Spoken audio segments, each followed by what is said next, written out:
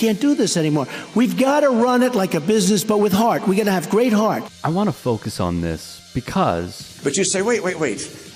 Isn't he a huge business success? Doesn't he know what he's talking about? No, he isn't. And no, he doesn't. His bankruptcies have crushed small businesses and the men and women who work for them. He inherited his business. He didn't create it. And whatever happened to Trump Airlines? How about Trump University? And then there's Trump Magazine, and Trump Vodka, and Trump Steaks, and Trump Mortgage. A business genius he is not. You know how dark it has to be when Senator Mitt Romney, of all people, is making sense of the current moment? The thing with whether it's voters or whether it's like rhetoric around how to handle this stuff, there are people who even now genuinely believe, oh, let's get a business person. Let's get someone who's good at business in government so they can run the government as efficiently as they run their business, right? And when you crash out a business, when you make mistakes in business, when you run a poor business, you can always start another business. The people who we even look up to as these beacons of industry were all people at some point who had a failed business, right? But the government is not a business, because if you crash out the government, if you make the same mistakes with the government, you don't have a country. And you can't just be like, no, we're just going to start new America.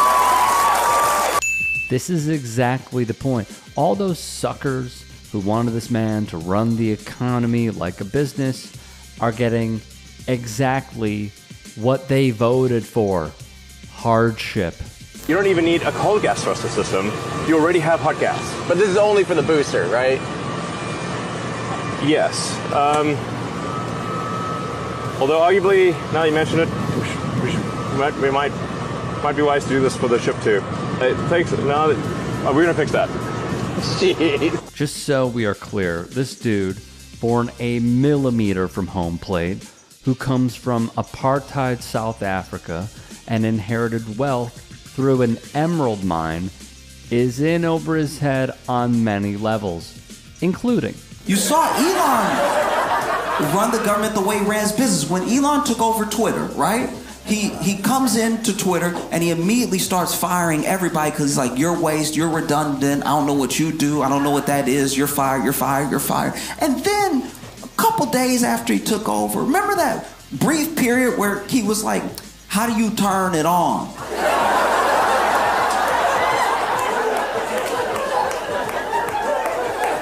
And then someone who still worked there, who he didn't fire, was like, oh, you fired the dude who turned it on. Yeah, you asked me for a list of people to fire. I'm not going to put my name on the list. So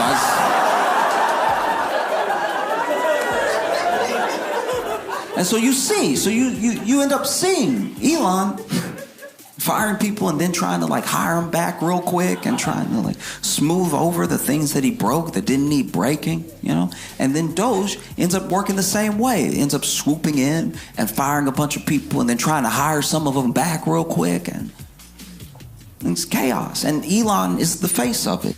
He is, with a legion of young minions, some of whom have racist social media posts that are gutting Social Security and intentionally making our lives a living hell.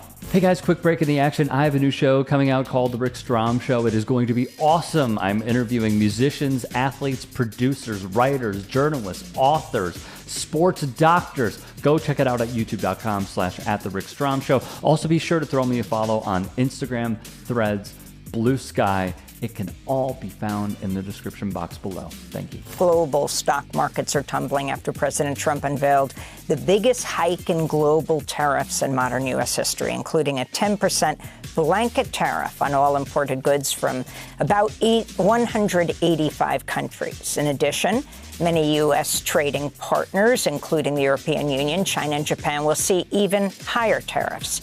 China now faces a total 54% tariff. I don't think MAGA understands just how grim it is about to get.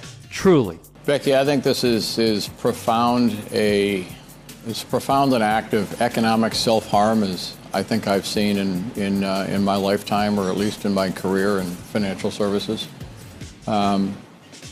11% of the U.S. economy is imports.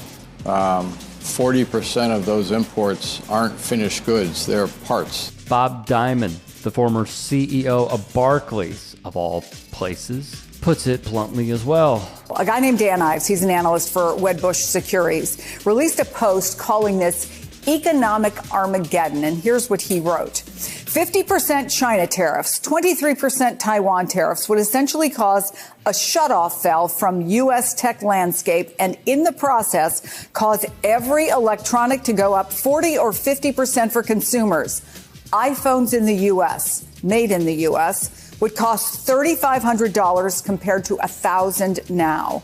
The stock market, as we know, is not the economy, but if prices go up anywhere near that amount, can Republicans message their way out of this? No, they can't. The American economy is in trouble. The American empire is in decline. We don't want to discuss it in this country. We engage in denial, and instead we are striking out at other people, a sad way of handling a decline. The British Empire declined before us, so did all the others.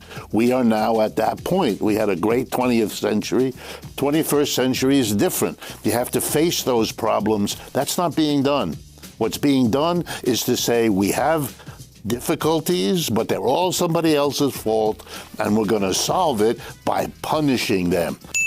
As does a man I would like to interview on my independent show, Dr. Richard Wolff. Another perspective?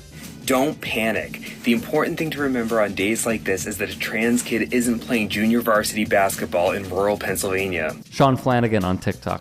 Throw him a follow.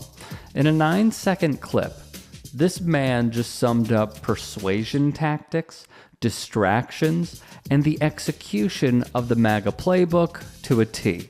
I think you'd have to concede that this was not the market reaction you were looking for.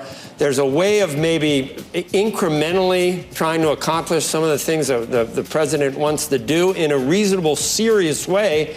And this just almost across the board has caused what you're seeing in the stock market and a lot of head scratching and head shaking on whether anyone really knows what they're doing in this case.